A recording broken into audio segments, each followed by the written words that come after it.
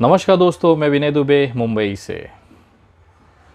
मैंने कुछ दिन पहले एक वीडियो बनाया था जिसमें कहा था इस्लाम और मुसलमान पारस पत्थर है।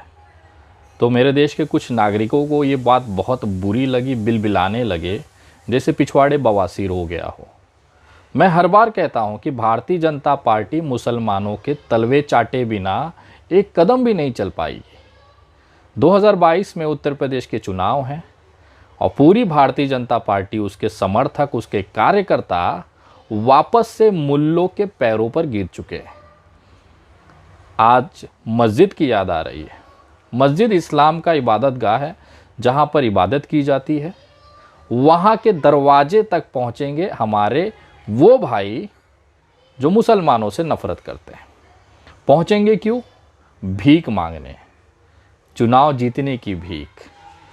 मुसलमानों इतनी बड़ी कौम है, इस्लाम इतना बड़ा धर्म है कि बिना उससे भीख मांगे हमारे देश की विश्व की सबसे बड़ी पार्टी जिंदा ही नहीं रह पा रही है।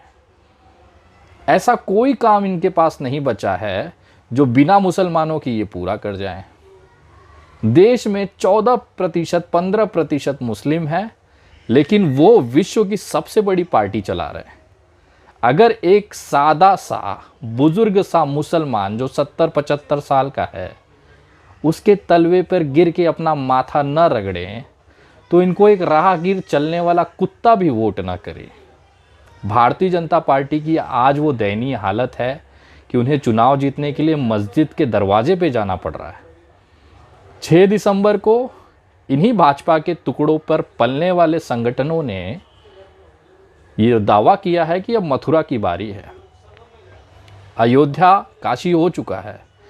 जरा जाके तो देखिए अयोध्या और काशी में पब्लिक ना जूता भिगा के रखी है भारतीय जनता पार्टी के नेताओं के इंतज़ार में। और हाँ, अब मथुरा भी बाकी है, नो डाउट। मथुरा जो है ना, आप करिए ये 6 दिसंबर वाला, जो भी आपको लगता है करिए। जाइए मुसलमानों से भीख मांगिए, देख के बहुत अच्छा लगता है। जाइए उस मस्जिद पर जाके, मुहाने पे जाके वहाँ पे बिलबिलाइए, चिल्लाइए, अच्छा लगता है, क्योंकि तुम्हारी औकात एक मुसलमान के पैरों में ही है।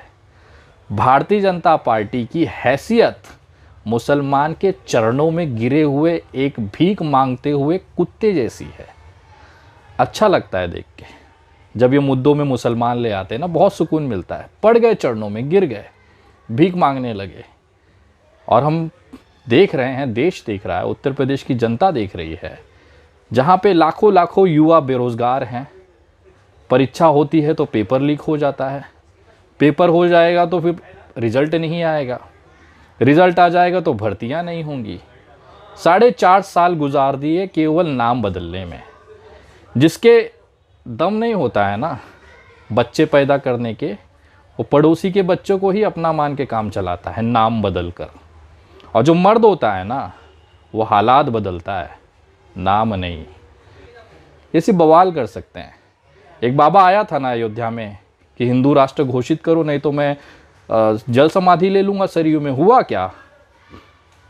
ये कहते थे कि किसान बिल किसी शर्त पे वापस नहीं हुआ, चाहे कितना भी आंदोलन कर लो। हो गया ना किसान बिल वापस।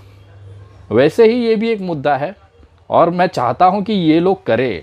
और इस वीडियो के माध्यम से मैं खुला निवेदन करता हूं उन तमाम लोगों से जिसने ये दावा किया है कि वहाँ की मस्जिदों में हम मूर्तियां रखेंगे, मथुरा में। मैं ये निवेदन करता हूं कि अगर आप सही में एक बाप की औलाद हो, अगर पूरे मोहल्ले ने मिलकर शहनाई नहीं बजाई है, तो आपने जो कहा है वो करिएगा। नहीं तो अयोध्या वाले बाबा जैसे हाथ में चुल्लू भर पानी लेके उसमें नाक रगड़ लीजिएगा, क्योंकि तुम्हारा जो जगह है ना, वो एक मुसलमान के चरणों के नीचे है। और आज से नहीं, सदियों से है। लाल कृष्ण आडवाणी के टाइम से भारतीय जनता पार्टी ने मुसलमानों से भीख मांग मांग कर 2 सीट से 300 सीट पहुंचे हैं। अब यही 300 सीट से 2 सीट पे आने का समय आ चुका है, जिसकी शुरुआत उत्तर प्रदेश से होगी। अब चाहे इनके टीवी चैनल पर एंकर चाहे जितना भौंकें, इनके प्रवक्ता चाहे जितना चिल्लाएं, इनके कार्यकर्ता मस्जिदों के सामने जा जा के चाहे जितनी भीख मांग लें, मुसलमानों के चरणों में गिर के चाहे जितनी ये अपनी ऐसी तैसी करा लें, अब कोई बदलाव होने वाला नहीं है। क्योंकि उत्तर प्रदेश का युवा समझ चुका है कि जो बंदा कुछ हालात न बदल पाए, कुछ काम न कर पाए, वो वैसे ही मंदिर मस्जिद में उलझा कर लोगों की ज़िंदगियां खराब करेगा। और युवा जो है उत्तर प्रदेश का, वो तैयार बैठा है तेल लगाकर लठ में। और भारतीय जनता पार्टी के लोगों से कहना चाहूँगा, आपका स्वागत है। 100 का आंकड़ा अगर पार कर गए तो बहुत बड़ी बात होगी आपके लिए। सरकार बनाना आपके लिए अब उत्तर प्रदेश में असंभव है।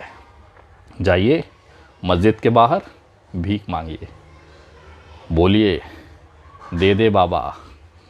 जय हिंद, जय महाराष्ट्र।